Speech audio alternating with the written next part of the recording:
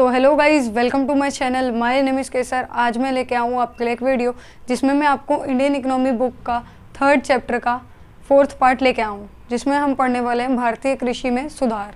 तो चलो स्टार्ट करते हैं।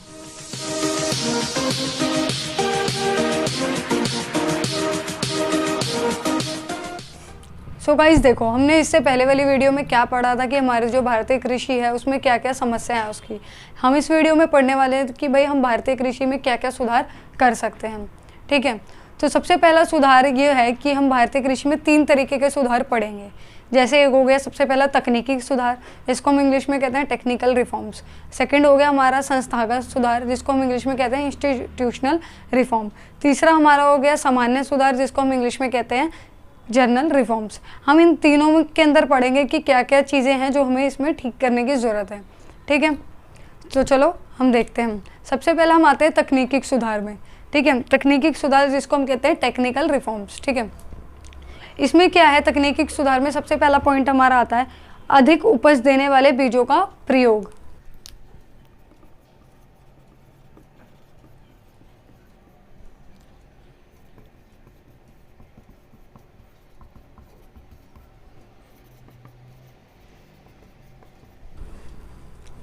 सो गाइस, हमारा सबसे पहला पॉइंट क्या आ गया कि अधिक उपज देने वाले बीजों का प्रयोग। क्या होता है, अगर हम अपनी खेती में, अपनी कृषि के अंदर अच्छे बीजों का प्रयोग करेंगे तो क्या होगा कि हमारी जो खेती है, जो हमारी कृषि है वो भी अच्छी होगी। ठीक है, मतलब उसका अनाज है वो भी अच्छा मतलब उगेगा। ठीक है, तो ये है कि हमें ना ज़्यादातर अच्छे जो बीज होते हैं, मतलब जिसकी मतलब कीमत ज़्यादा भी ना हो ना ज़्यादा कम हो, एक एवरेज वाले बीजों का प्रयोग करना चाहिए जिससे हमारी खेती अच्छी हो सके। क्या करते हैं लोग जो होते हैं, जो कुछ छोटे किसान होते हैं, गरीब किसान होते हैं, वो मतलब सस्ते वाले बीजों का प्रयोग करते हैं जिससे अनाज भी कम उगता है और उनको बहुत ज़्यादा नुकसान भी झेलना पड़ता है। मतलब काफ़ी ज़्यादा मतलब वो मेहनत करते हैं, उसके बाद जो अनाज आता है वो उनके पोटेंशियल से बहुत ज़्यादा, मतलब जितना वो आउटपुट देते हैं वहाँ से इनपुट उतना नहीं निकल पाता। तो यह है कि हमें, अगर हम अधिक उपज देने वाले बीजों का प्रयोग करेंगे तो इससे क्या है, हमारी कृषि में सुधार आएगा। ठीक है, तो ये है कि हमें ये क्या करना चाहिए, सबसे पहला पॉइंट हो गया कि हमें अच्छे बीजों का प्रयोग करना चाहिए। आप ये भी पॉइंट लिख सकते हैं। ठीक है, सेकंड चलते हैं रासायनिक खाद का प्रयोग।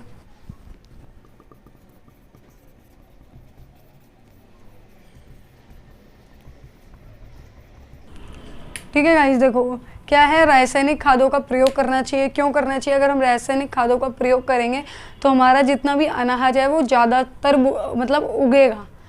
ठीक है, मतलब रासायनिक खाद ये होता है कि वो ना मतलब जो आसपास की जो कृषि होती है ना, वो अपनी एनर्जी उसको देती है, रासायनिक खाद जो होती है। ठीक है, तो आपने देखा होगा ज़्यादातर मतलब कृषि में बोलते हैं कि रासायनिक खाद का ज़्यादा प्रयोग करो। ठीक है, अगर हम ज़्यादा प्रयोग करेंगे तो आपकी बुक में डाटा दे रखा है कि उससे कितना, पहले अगर हम रासायनिक खाद का प्रयोग नहीं करते थे तो कितना डाटा था, और अगर हम रासायनिक खाद का प्रयोग करेंगे तो इससे हमारा कितना डाटा बनता है। तो मैं डाटा नहीं बता रहा, वो आप अपनी बुक में से देख लेना। ठीक है, 3rd पॉइंट पे चलते हैं भाई, कीटनाशक दवाइयों का प्रयोग करना चाहिए।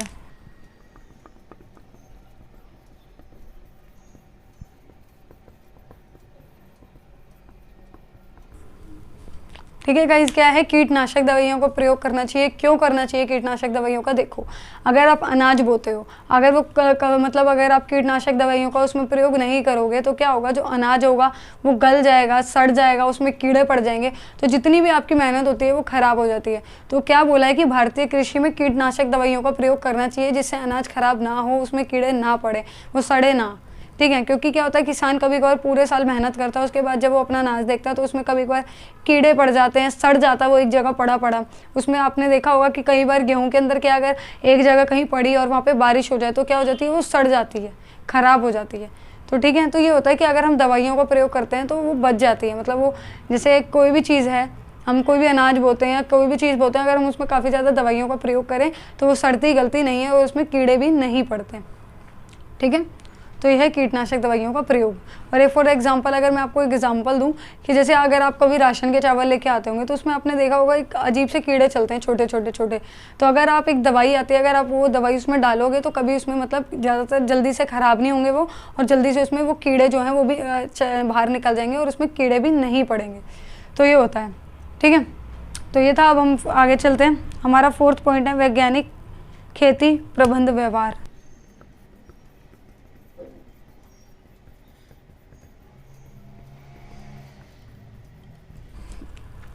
हमारा फोर्थ पॉइंट है वैज्ञानिक खेती प्रबंध व्यवहार। देखो क्या होता है कि जो किसान है ना वो भी अभी तक वो ना परंपरागत मतलब जो कन्वेंशन आउटलुक होता है परंपरागत तरीके से देखता है, अपना दृष्टिकोण उसका अभी भी परंपरागत है। मतलब पहले उसका क्या करना, खेती को तैयार करना, उसका चुनाव करना, बीजों का चुनाव करना, उसके बाद ये सब प्रोसेस है। मतलब अभी भी जो उसका दृष्टिकोण है ज़्यादातर क्या है, परंपरागत है।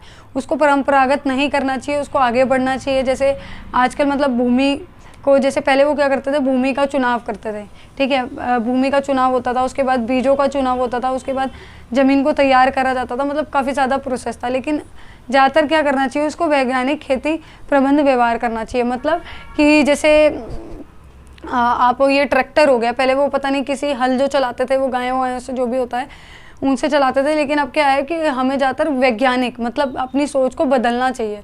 हमें जैसे क्या करना चाहिए, ट्रैक्टर हो गया उससे खेती करनी चाहिए, उससे जल्दी भी खेती हो सकेगी, तो अपनी सोच को बदलना चाहिए किसानों को।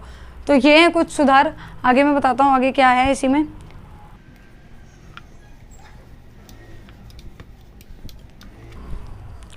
नेक्स्ट पॉइंट है खेती के यंत्रीकरण साधन।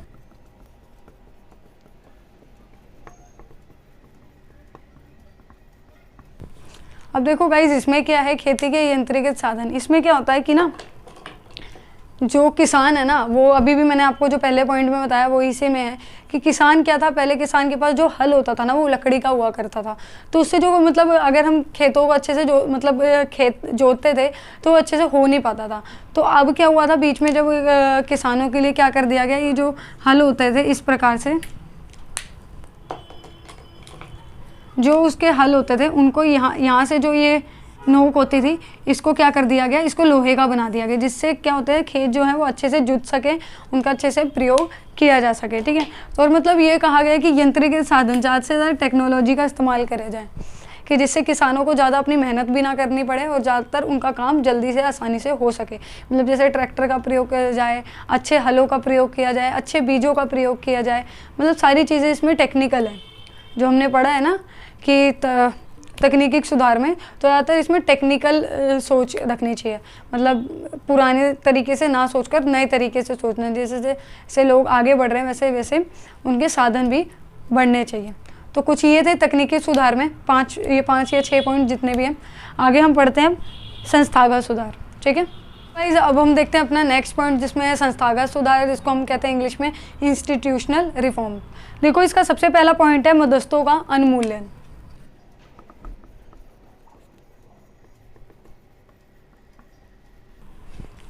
ठीक है गाइस, सबसे पहला हमारा पॉइंट आता है मध्यस्थों का उन्मूलन। इसमें क्या कहा गया है कि भाई देखो मध्यस्थता कौन लोग होते हैं, जिसको हम कहते हैं जमींदार। जमींदार क्या करता है भाई, जमींदार क्या करता है कि वो जो किसान है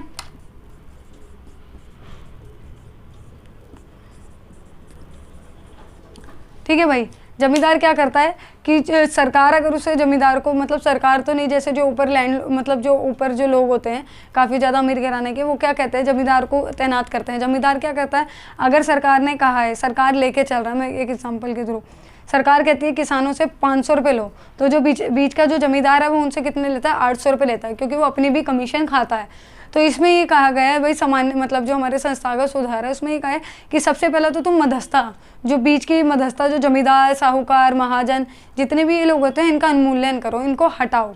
तो ये क्या होगा, किसान और बीच में जो पब्लिक होगी या फिर जो सरकार होगी उनके आपस में उनका लेन देन होगा, जितना उनसे बातचीत होगी उनसे ऊपर पैसे नहीं ले जाएंगे। क्योंकि अगर सरकार कहती है इनसे 500 रुपये लेने के लिए, तो लेकिन जो जमींदार है इनसे कितने लेता है, 800 रुपये, तो भाई इनको बहुत ज़्यादा नुकसान झेलना पड़ता है किसानों को।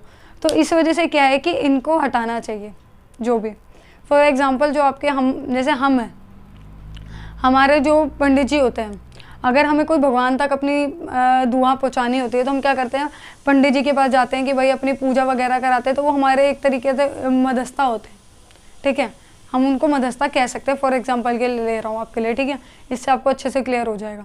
तो ऐसे जो जमींदार होते हैं ये मध्यस्थता होते हैं, ये बीच के जो होते हैं इनको हटा देना चाहिए, जिससे किसान को काफ़ी ज़्यादा फ़ायदा होगा। जो वो जब मतलब ज़्यादा पैसे भरते हैं वो उनसे बच सकेंगे, ठीक है। तो ये है भाई मध्यस्थता का उन्मूलन, मध्यस्थता को हटाना, या फिर आप ये लिख सकते हैं जमींदार का उन्मूलन, ठीक है, आप कुछ भी लिख सकते हैं, ठीक है। अब हमारा नेक्स्ट आ जाता है लगान का नियम।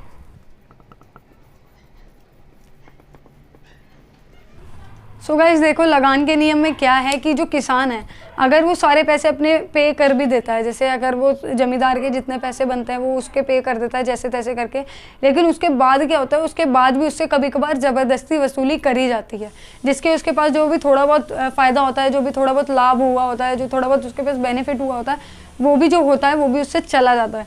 तो क्या है, एक लगान का नियम तय कर दिया जाए, उससे और ज़बरदस्ती वसूली ना की जाए। तो सेकंड पॉइंट ये हमारा लगान का नियम कर देना, ठीक है। थर्ड पॉइंट है हमारा चकबंदी। ये काफ़ी अच्छा पॉइंट है इसमें, चकबंदी। इसमें क्या होता है कि किसानों को देखो, सबसे पहला तो एक बहुत मुश्किल का सामना ये करना पड़ता है। मैंने आपको पहले भी बताया था कि ये पॉइंट, ये बहुत अलग अलग तरीके से आप लिख सकते हो। छोटी व खंडित जोतों से परेशान किसान। मैंने आपको पहले बताया था कि छोटी व खंडित जोतें कौन सी होती है, जिसमें जो किसान की ज़मीन होती है ना, वो हाफ हाफ टुकड़ों में बटी होती है, कोई यहाँ है कोई यहाँ है। इससे जो किसान है वो अच्छे से खेती नहीं कर पाता, मतलब थोड़ी थोड़ी जगह में अनाज बोना बहुत ज़्यादा मुश्किल हो जाता है उसके लिए। अगर उसको कोई किसी किसान को ट्रैक्टर भी लाना हो तो भाई इतनी सी जगह में वो कहाँ ट्रैक्टर ला के खड़ा करेगा, इससे तो वो पूरी जगह ही ट्रैक्टर पे गिर जाएगी, वो कहीं खेत मतलब चलाएगा कहाँ उसको। तो ये है चकबंदी का सबसे बढ़िया सुधार, हमें ये करना चाहिए। चकबंदी का मतलब होता है कि जो किसान की इधर उधर बिखरी हुई ज़मीनें हैं ना, उसको एक साथ ला के रख दो, और जो उसकी बिखरी हुई कहीं जो ज़मीन है वो किसी और को, मतलब जहाँ उसका फ़ायदा हो, जो जहाँ वो कोई और किसान हो वो उसको दे दो। तो ये है कि जितनी भी बिखरी हुई ज़मीन है वो सरकार खुद रख ले और जो किसान को एक ही जगह पर ज़मीन दे दे, इससे किसान को बहुत अच्छा फ़ायदा होगा। तो चकबंदी का मतलब ये होता है, ठीक है। हमारा फोर्थ पॉइंट है भूमि की उच्चतम सीमा।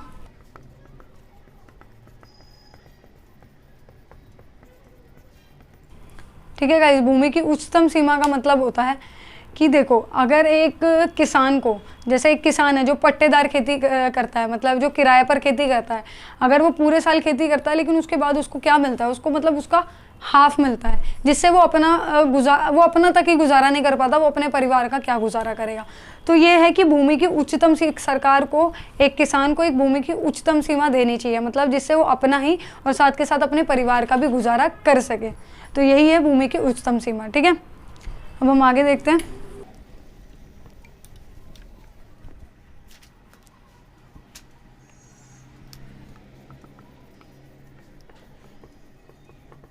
सो हमारा नेक्स्ट पॉइंट आता है सहकारी खेती। सहकारी खेती वो खेती होती है जिसमें किसान क्या होता है, अगर किसान कोई मतलब अपना पूरी खेती करता है पूरे साल, मतलब बीज भी लेके आता है, मतलब सारा कुछ करता है खेती में, उसके बाद अगर फॉर एग्जांपल अगर हम लेते हैं उसकी खेती 700 रुपये की, मतलब वो पूरा करता है, उसके बाद जब वो आगे अनाज बेचता है तो वही पूरा अनाज उसको 700 रुपये का बिकता है, तो भाई उसको कोई फ़ायदा नहीं होता इससे, जितना उसने लगाया उतना ही उसको वापस मिलता है, तो इससे उसको कोई फ़ायदा नहीं होता, बल्कि उसकी मेहनत भी वेस्ट होती है। तो सहकारी खेती का मतलब ये है कि वो कम आगतों पर कोई सामान खरीदे, उसके बाद ज़्यादा आगतों पर, मतलब ज़्यादा पैसों पर, उससे ज़्यादा लाभ के थ्रू अपना सामान बेचे। तो सहकारी खेती होनी चाहिए किसान के लिए, ठीक है। सो अब हम आगे देखते हैं, आगे हमारा जो है सामान्य सुधार, ठीक है।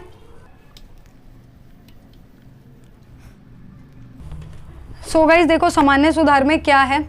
सामान्य सुधार में सबसे पहला पॉइंट है सिंचाई सुविधा का विस्तार।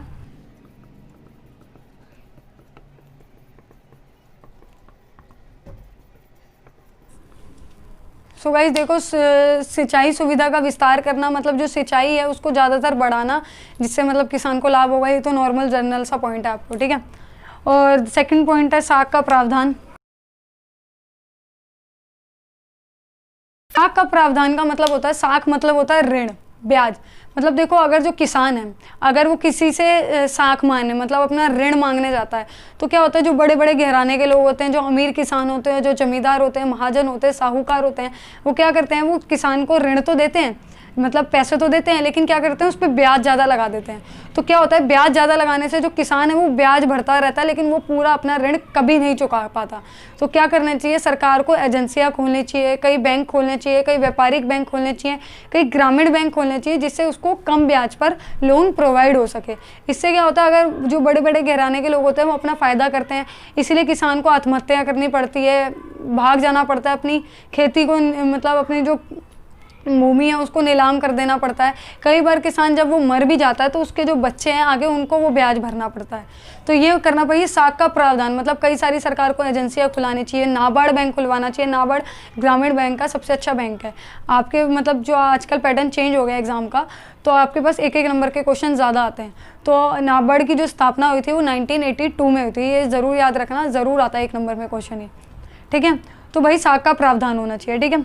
हमारा नेक्स्ट पॉइंट देखते हैं क्या है, नियमित बाजार एवं ये लिख लो आप सहकारी विपणन समितियां।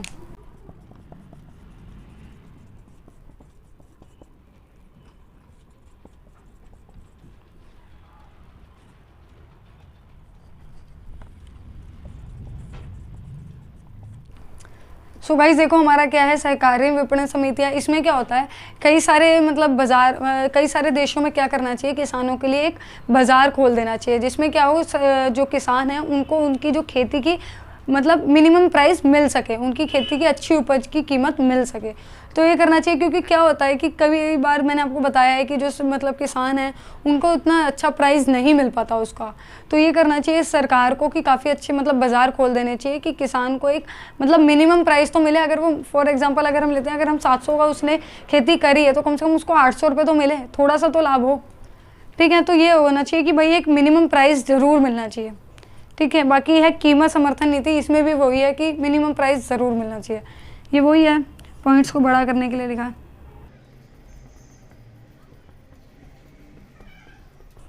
तो ये क्या है, कीमत समर्थन नीति कि भाई किसानों को एक मिनिमम प्राइस ज़रूर मिलना चाहिए। तो वही घूम फिर के वही पॉइंट्स आ रहे हैं। सो देखो बस इसमें इतना ही था कि भाई भारतीय कृषि में क्या क्या, ये याद रखना, भारतीय कृषि में सुधार मैंने आपको बताए हैं, ठीक है।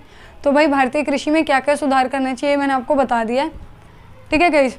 सो अगर आपको ये वीडियो अच्छी लगी हो तो लाइक शेयर एंड कमेंट करना बिल्कुल नहीं भूलना। नीचे जो बेल आइकन है उसको ज़रूर प्रेस कर देना, जिससे हमारी जितनी भी न्यू नोटिफिकेशन होगी वो आपके पास आती रहेगी। और हमने टेलीग्राम ग्रुप अपना चालू कर लिया है, मैं नीचे अपना एक नंबर दूंगा जिसमें आप व्हाट्सअप के थ्रू अपना नंबर सेंड कर देना अगर आपको उस ग्रुप में ज्वाइन होना होगा तो, ठीक है। बाकी कॉल मत करना कोई भी। So thank you so much.